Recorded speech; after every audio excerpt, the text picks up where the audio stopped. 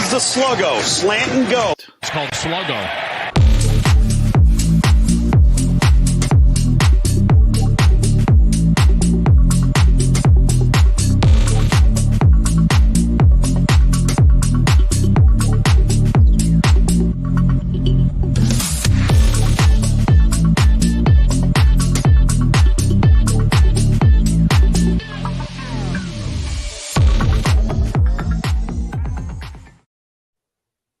I can't hear anything, so do you guys hear me?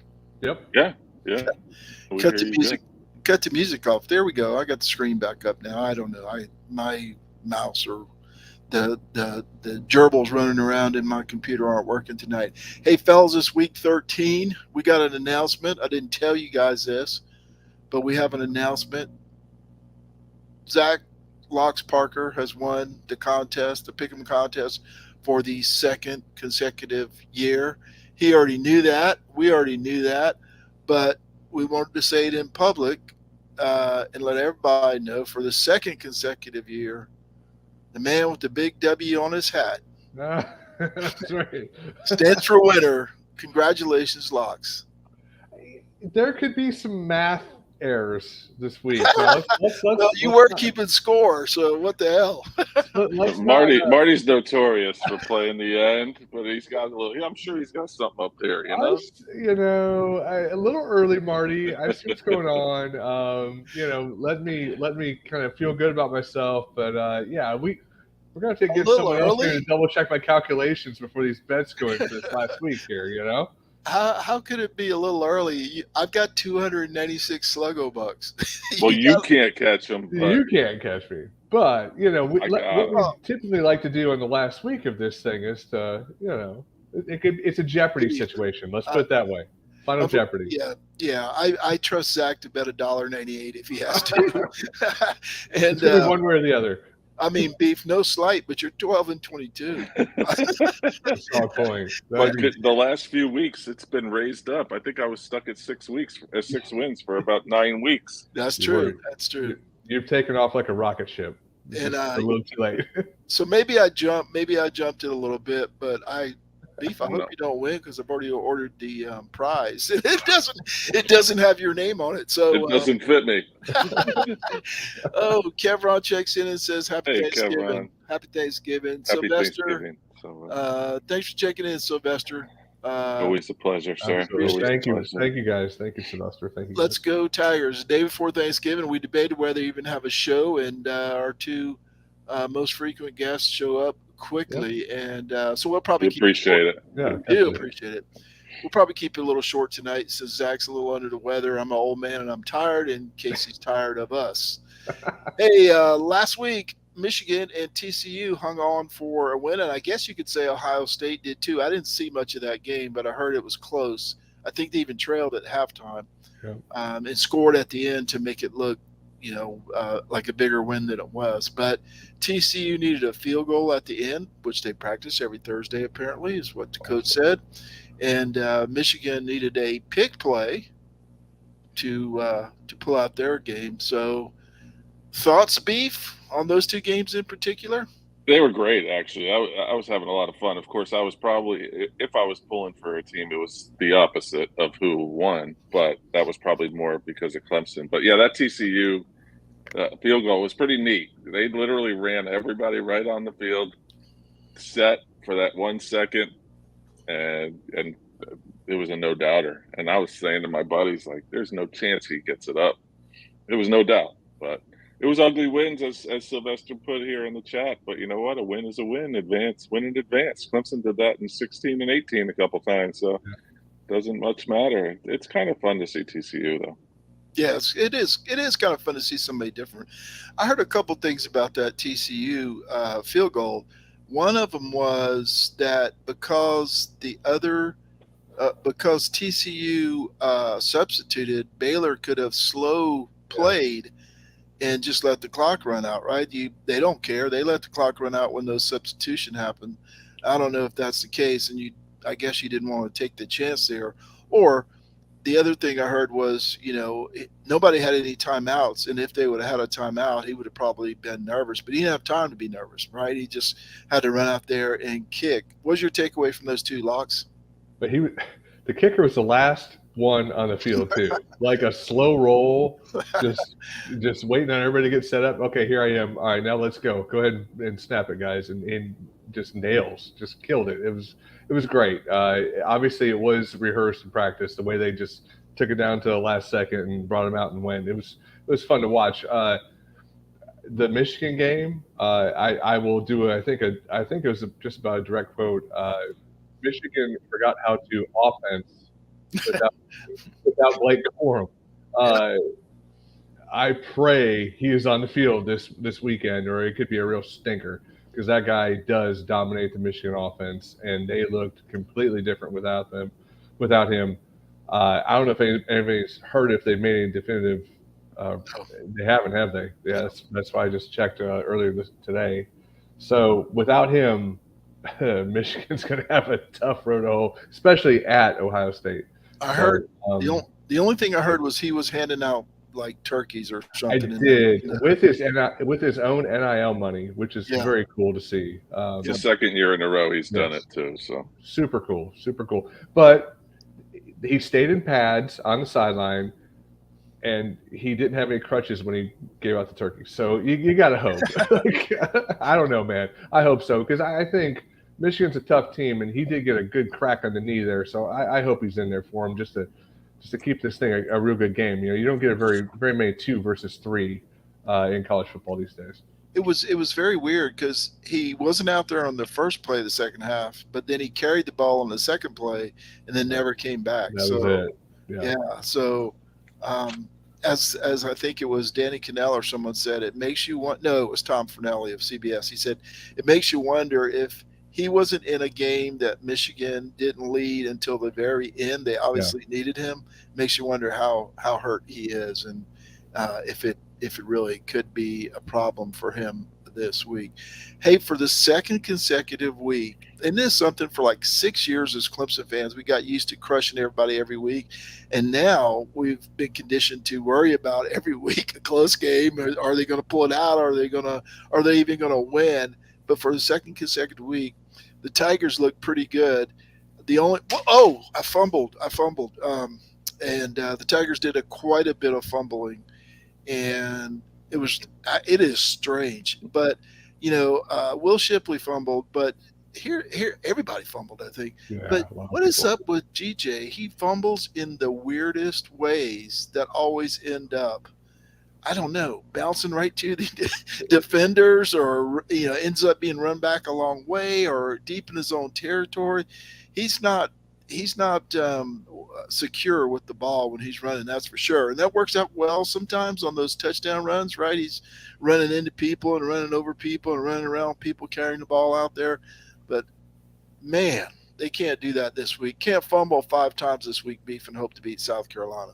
Absolutely not, especially with what we saw what South Carolina did to Tennessee. Adds a little pause to the Clemson fan base, even though, as I've said on a couple of other shows this week, you have a sample size of 10 in one hand and you have a sample size of 1 in the other, and yet the one sample size is the one that's taking precedent for a certain fan base. But yeah, ball security is thankfully a game like Miami where it was 24 points at halftime that Clemson was leading by. You kind of just shrugged when Davis Allen fumbles, when DJ fumbles, when Shipley fumbles, or when DJ threw a pick also. You kind of shrugged because the game was never really in doubt. But with the way that everyone's spinning this week's game, if you do that to South Carolina and change the momentum a little bit, there's going to be a problem. Then again, they got a gunslinger on the other side that is prone to throwing picks too, so. Yeah, he had a really good day the other day. Locks, your takeaway on the Clemson Miami ball game? I mean, I'm going to talk about South Carolina, Marty. Your boy Spencer Rattler just showed up and showed out. What do you have? 5 touchdowns, 6 touchdowns? I don't know. He was on the sideline doing this number. South Carolina scored more on Tennessee than Alabama did. So I mean, they might as well be national champions. This game is going to be it's going to be up and down the field. It's probably going to be 108 points scored in the game total. South Carolina is coming in, and they're probably going to have 4 to 6 turnovers. I'm not really worried about it, but I am. The one thing I will say about the Clemson game this past weekend is I was disappointed. Shake it up. That Cade did not get to play in many snaps at all. We had the game in hand. Why is the kid not in there getting some meaningful snaps? Y'all tell me. I don't know. I don't know what I'm missing here.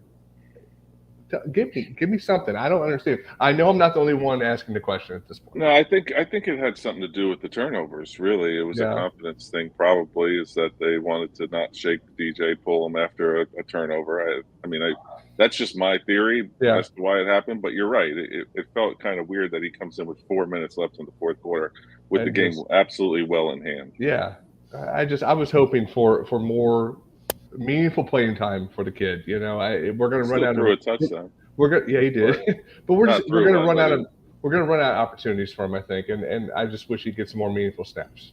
It is weird because earlier in the season, remember they were going to set, I forgot what the term was, they were going to set something up for him or whatever, and it just seems like they've thrown him in there at just hodgepodge and weird times that were bad, like on his own 5-yard line or whatever. Yeah, that was the worst.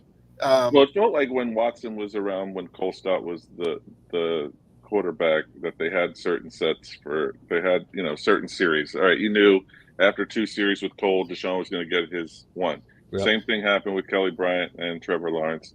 We all know what happened after week 4, that transition, I guess. So it felt like there was always, I can't think of the word either, Locks, and it's killing me, but there was always some semblance of an idea of a set plan. Yeah, plan. Yeah, just a better setup. Yeah, it was in the game plan further ahead, not the first 8 plays or whatever. It's like, if we get to here, you're going in here type of thing.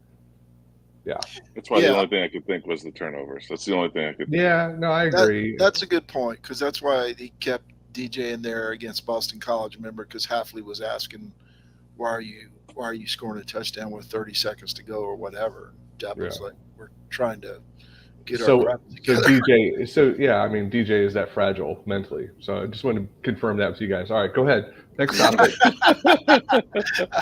Yeah, it's totally weird. And so next year they're going to have a totally raw quarterback. I mean, now there's 3 games left, and he's probably not going to play in the ACC championship game. He's maybe play in a bowl game. He's not going to play if they make the playoffs. So I don't know. It's kind of like maybe they're saving his year and letting him redshirt or something. That could be true too. Yeah. I don't know how many games he's played in. Probably 5, but it's probably too many. I don't know. With Vizina coming behind him, there's no time for redshirt, I don't think. Yeah, but he can always leave after 3 years and go to Texas or Northwestern or somewhere. I don't want to derail us, Marty, but too late. With DJ having an extra year, and Dabo's already said that he's graduating in December and he'll be done after this year, but he's got an extra year and he probably needs it. Where's he needs it. Where's he transferring to? I said this after the first game because of what Dabo said. Dabo said he's a senior, and that's how we're treating him, or something like that. And I was basically pushing him out the door. Yeah, he's basically saying, if you want to play another year, Cal Poly Pomona or whatever, I would think he would transfer. I think he's going to transfer after this year. The kid's been through a lot. We're joking about it, but man, the hate he has endured. He's going to Auburn. He's got to go to Auburn. I can put up. I can put a highlight up of that guy throwing a beautiful 40-yard spiral, hitting a guy in the numbers, and somebody will say, well, he could have just run it the other way. And, it doesn't matter what I put up. And, some of his passes aren't perfect. But here's the thing. If you watch college football on a Saturday, you'll see a lot of good quarterbacks make horrible passes. He's not the only one. Now, he's not all those guys are quarterback at Clemson and followed Deshaun and Trevor, right? So the standard is different, but still, just watch a random game. Even the good quarterbacks, the great quarterbacks, make bad throws. He's held to a standard that's unbelievable. And that said, I'm looking forward to, I said it earlier. He fumbles on wild plays. The ball somehow just finds a defender's hands in stride every time. Yeah, it's just wild. And they end up, a lot of them are run back for 6, whether it's an interception or a fumble. But it's just crazy, just crazy. Okay, we're all off the rails here. We might be here 3 hours tonight, the way this one's going. College football. I got more. You always got more. College football playoff rankings: Georgia, Ohio State, Michigan, and TCU. I don't think anybody's surprised by that. A lot of people surprised by number 5, Beef, the LSU Tigers.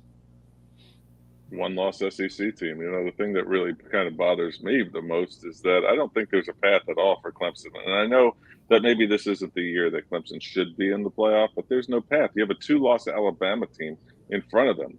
Now, I guess that if Clemson were to win this weekend and win next weekend in the ACC championship and Alabama doesn't play, they can jump Alabama. But Alabama didn't lose, and with the inherent SEC bias, they may move up because they didn't play. So we'll see. Sylvester, I will say this: you're correct. Since the Notre Dame game forward, he doesn't have a lot of great throws, but before that, he was top 20-ish in the nation in big time throws. So it's been a few weeks, but he was, in the top quarterbacks in the nation for the first 6 or 7 weeks of the season. Locks, your take on the playoff? Marty, I think if we extend this whole picks betting thing, Sluggo Bucks thing, one more week, I think LSU is probably plus 2,800 on the money line. There's no chance, right? I mean, what are the odds on that? It's got to be almost 20 points. LSU cannot keep up with Georgia, and I don't even know why that's. To me, it's like, why even put that there? But it's like a placeholder. I understand they have to put it there, but they know that it's just there just for a week and it's gone. Yep. So yep. What are we doing here? I guess it's more of a courtesy. So we're all, I guess, Notre Dame. We're all Notre Dame fans this week. Yes. Right. Notre Dame, Ohio State, and Iowa State. Is what yeah. I was told. Yeah. I mean, it's tough for Clemson fans right now. And do we want to be the new Oklahoma to go into the 4 slot to get slaughtered? I don't think so, but I just think that Georgia right now is the head and shoulders, number 1, and it's theirs to lose. I think they will destroy the number 4 team, and then we'll see who they play after that. According to Caesar Sportsbook, it's right now it's at Georgia minus 16. Really? Caesar. I was expecting almost 20, honestly. Yeah. Yeah, that's about right. I mean, the defense is decent, and but that'll be a home game for Georgia too in Georgetown. I guess they're predicting 16-0. Exactly. I lost my train of thought. I know you guys are happy about that. Okay, and what Sylvester? That's okay. What Sylvester says here, Beef. I don't know if I misheard you or not, but LSU actually has 2 losses. Yeah, they do. Yeah, they lost to Florida State on the first game of the year, and then they got blown up by Tennessee. Yeah. You're right. A team with a 27-point loss is number 5 in the college football playoffs. Which is why it's so funny, because Clemson's loss was atrocious, right? But at least Notre Dame has been their stock is rising throughout the remainder of the year. They absolutely just have steamrolled. Other than maybe Navy came back, but they were killing Navy in the first half, and then absolutely destroyed Boston College this week. Strength of schedule aside, they're still just doing nothing but winning. I like to mention how much I appreciate Georgia Tech beating North Carolina. I mean, what was the score? 17. Yeah, I mean, 17. They lost 21. I mean, come on, y'all killing us right now. Yeah, that was a crusher because Clemson needed a 10-1 North Carolina. They needed, losing to the same team that we lost to. Yeah. So that hurt. Yeah, it hurt real bad last week. That was a kicker. All right, this week we got Clemson and South Carolina, which we've already talked about a little bit, and we'll talk about more when we get to the picks. We've got Michigan and Ohio State. We talked about that a little bit too already, but we've also got Southern Cal and Notre Dame, which we've referenced. I'm going to make a pick in this game, and yes, sir, we are all Notre Dame fans this week. Locks, what you got on this one, buddy? Yeah, I mean, this growing up for me, this was a huge game. I always enjoyed it as a child, as they would say. But this is I always think this is funny because people think this is a typical rivalry, and I didn't really think about it that this is not always on rivalry weekend. If it's at Southern Cal, it is this weekend. If it's at Notre Dame, it's in October, because the team from Southern California doesn't want to go to Notre Dame in November. In the wintertime. Can you believe that? Like, that's part of the agreement. Wow. I thought that was kind of funny. I never actually realized it myself. Over under in this game, 64.5, I think I saw. A little surprised at that. But Notre Dame has actually been putting up some points. So can they hang? Caleb Williams is a tremendous quarterback. I don't think they can hang. I think it's going to be a shootout. I think USC is going to just pull away in maybe even the third quarter, if not the fourth quarter. So, unfortunately, I think USC is going to win the game. And I mean, it could be a fun one to watch. So it's going to be the last one of rivalry weekend to watch. Hey, tune in to Sluggo for things you didn't know. I didn't realize that either, that they played on different depending on when they played. This was a game when I was a kid that dead people scored in. Now, Anthony Davis and scored like 6 touchdowns one time, and of course, not too long ago, you guys know the Bush push happened in this game at Notre Dame. So that was a long time ago. That was 2016, 17, I think. No, it was before then. Was it before that even? Like, yeah, we're getting old. Matt Leinert's retired from the NFL. So. Oh my God! So yeah, maybe it was 2007. Well, to be fair, he was horrible and didn't make it past his details, Marty. Details. They taught Casey details at Seton Hall Prep, where I think Matt Leinart went to high school. I'm sure. He couldn't get in. That's what you're going to tell me. He wasn't smart enough to get in to Seton Hall Prep. Okay, here we are, fellas. The last week of the contest. I'm saying it's the last week. Zach wants to go on and bet. I don't think you could have done any worse if you tried. Well, I take that as a victory. These guys are doing research, so why should I? Beef, you stink the most. A true believer in what they're doing in North Carolina. That's why I'm picking Virginia Tech, Tennessee. I love Spencer Rattler. I agree with Marty. I don't like this. Look, you smell it, the backdoor cover. Zach Locks Parker has a tremendous, stupendous lead here. He's 19-17 on the season. He has $7,842.01 left. Casey the Beef Cregan, with his pitiful 12-22-2 record, is in second place, 24-62-21. And if I say Casey's pitiful and he's in second place, that means I'm pitifuler. I'm 14-20-2 in third place, $296. One reason it's ending after this week is because I won't have any Sluggo bucks left after this week to bet next week. So, having said that, I'll go first, and I am going to take that Notre Dame plus 5.5. I think they find a way to do it against Southern Cal. I don't know. I don't trust Southern Cal. I think Notre Dame's playing well, and I don't trust Southern Cal. That's really what it boils down to. And I'm so confident on this, I'm going to bet $1.10 worth of Sluggo bucks on this one. Beef, your choice. And Sylvester, we will pick conference championship Yes. games next week if we have a show. We just won't bet on them like this with the Sluggo bucks. So don't you fret. You'll be able to bet the opposite of whatever I'm picking. To follow up on Marty's tremendous bet, I'm going with Vanderbilt and Tennessee. Vanderbilt's a 14-point underdog at home. Tennessee has all sorts of reported strife on the defensive side of the ball. Joe Milton stinks. He's awful. He's not Hendon Hooker.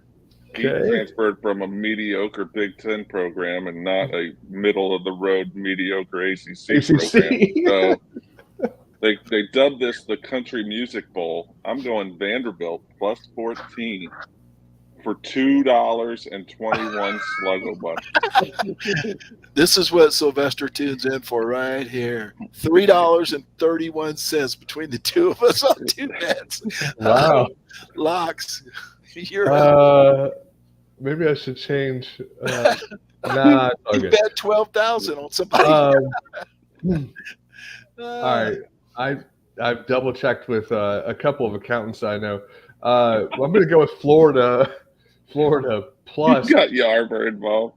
I did not. Oh no. He'd have a spreadsheet for all of it. Florida plus 9.5. I don't know. I mean, Florida can score. We all know that. Florida State has the propensity to screw up at times. It could be tight. I mean, I like 9.5. I like the half also. Put me down for 839 Sluggo bucks. What are we doing? What are we doing? All right, 839 This is Sluggo. fun. This is hilarious.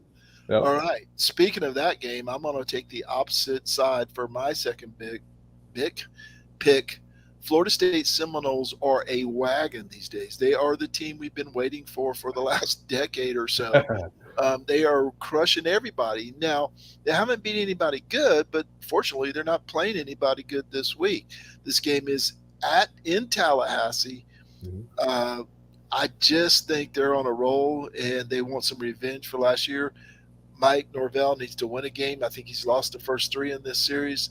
Florida State Seminoles minus 1.5. I am so confident in this one. $1.10 on the roll here. So I appreciate the $1.10 because it makes the math easy, Marty, at minus 110. That's why I do it. Honestly, that's why love it. That's why I got a nice fat $296 even. Keeping it even. Beef that and if I win one of those, it messes it up a little because but you don't have to worry about that very often. So, Beef, your second pick. So I go from the Country Music Bowl, and I'm going over to just north to the Governor's Cup. Louisville is 3-point underdogs at Kentucky. So they are a 3-point dog at Kentucky, basically a pick 'em because you get that 3 points for home. Will Levis sucks. Malik Cunningham is hopefully healthy. And so Louisville not only covers but wins the game. I'm going for 460 Sluggo bucks. Well, if you believe they're going to win, why didn't you just take the money line? Because I don't look that deeply into this, Marty. You and I discussed this before the show. He was probably driving when he picked it, Marty. Because the wheel you spun didn't land on money line. I have to actually click into the game to see the money line. When you're driving. That's so funny. Casey has Sylvester. Just so you know, Casey has like a week to make his picks, and like 38 seconds before the show, he hasn't picked anything. I don't know why I'm 12, 22, and 2. Oh, it's so weird. far. Yeah, you come out hot like on Sunday, right when the lines come out. You hammer one, and then it's like Casey's show's coming up soon. I thought I picked the other two. We're scrolling through the text. No, nothing. What I picked? Yeah, I scrolled through. I said I remember him picking that one game like 8 seconds after the lines came out. We never heard from him. A lot of research here and some research here, and here there's none. None. Locks, your second pick, bud. All right, so I will also pick the USC Notre Dame game. I am going to take USC minus 5.5. They need to win the game. They need to win it if they want a chance to get into the playoff. They have the firepower, like I said earlier, and I think they will. So I have them for 1,300 Sluggo bucks. I gotta do this math after the show. A little bit more than the $1.10 I put on them. So 1,300. Let's think through this, guys. Zach's in first place. I'm in last place. We've had 2 picks He's gone opposite of me on both of them. Genius. Play. Genius. Play. He is a genius. Okay. Now I'm ready. I'm rolling now. I'm hot. So if we know I got $286 and it's the last week of picks, and I've spent $1.10 and $1.10, we know that leaves me $283.80.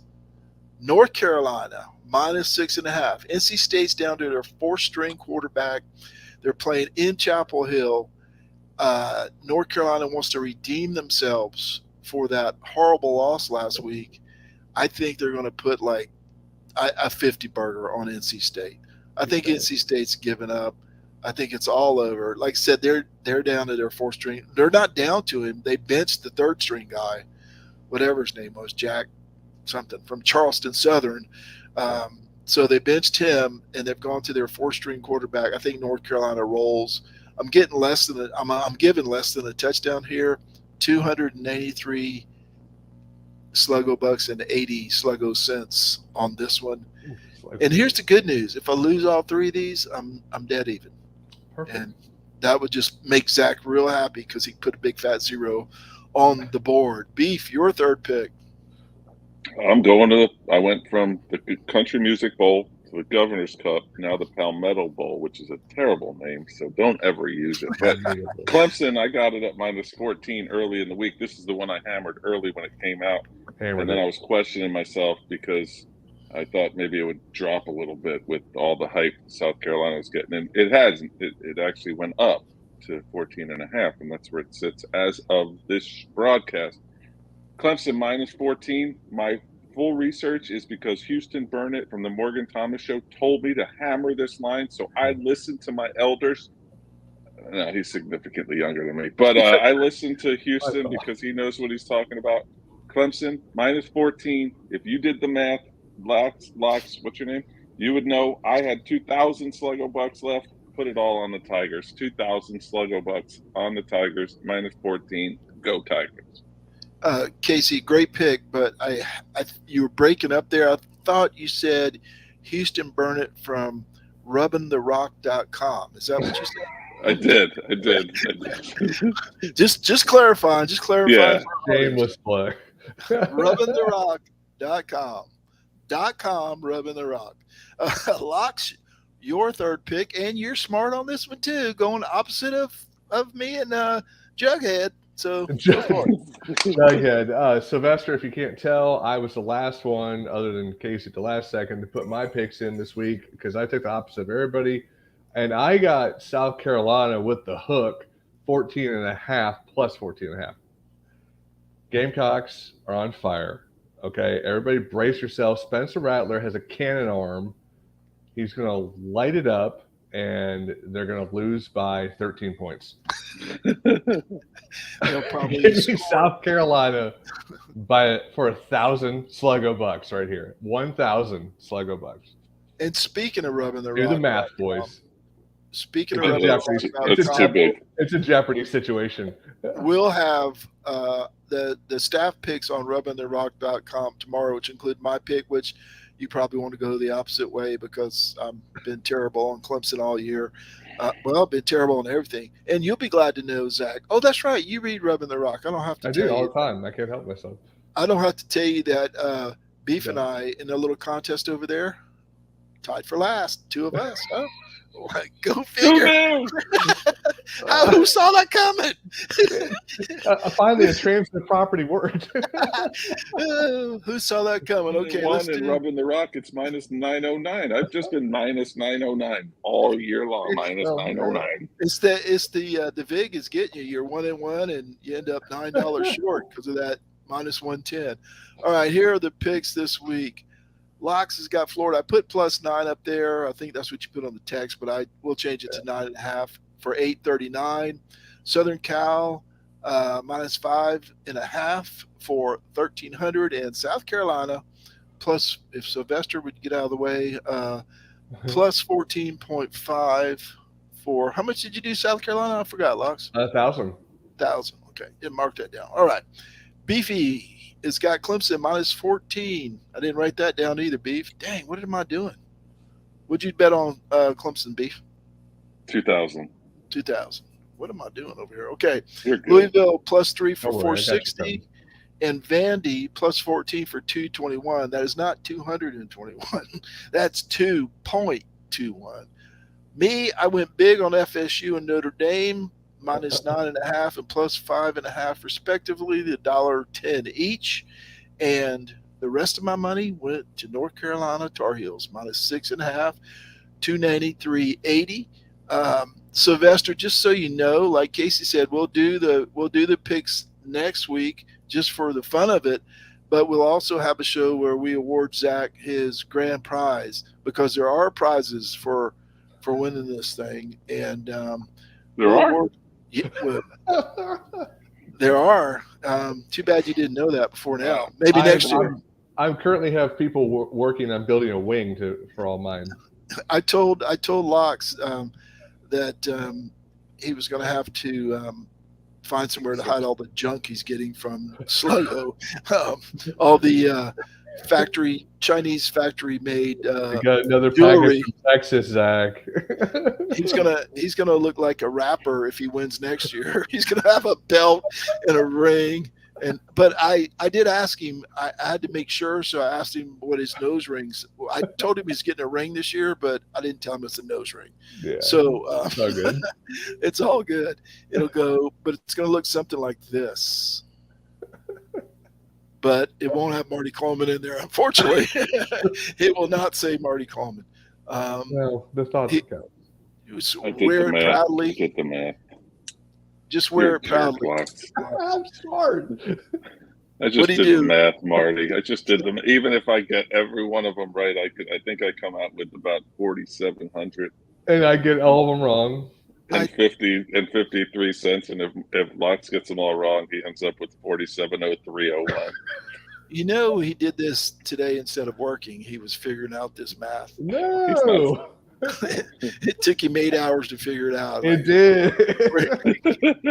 Carry the 4. Well done, Locks. Several At least you think make it tanks. interesting. Several think tanks said they're looking over. Casey, you should take that as a compliment. He actually considered you getting all 3 right. Yeah, for the third time on the year, and still only had 12 wins on the season. And I was just about to say, you said you did the math. I saw the smoke in the background. I was wondering what that was. That was you doing the math. Oh, so much fun. So many losses. Look, guys, if you add us all together, we are, what's that, 26 and 42, 45 and 59 and 4. Oof. Oof. We won't be bragging about this anytime soon or ever, for that matter. I appreciate you, Jack. I know you're a little bit under the weather. Casey, you've been traveling a lot. I thank you guys for being here. And next week, let's do some picks just for fun of it, with none of this pressure of these Sluggo bucks on the line. So, Casey, I think you just need to tell Sylvester bye, and we'll be out of here. Thanks to everyone in the Seldom Used Reserve College Football Discussion Facebook group. Uncle John McGee, as always, Sylvester, Mini AF the Third, Sluggo Podcast, and each and every one of you who listens, likes, shares, and participates. On behalf of Marty, Seldom Used Reserve Coleman, and Zach Locks Parker, I'm Casey the Beef Regan. Check out rubbingtherock.com and Houston Burn It.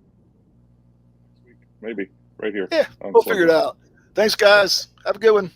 I think we're done here.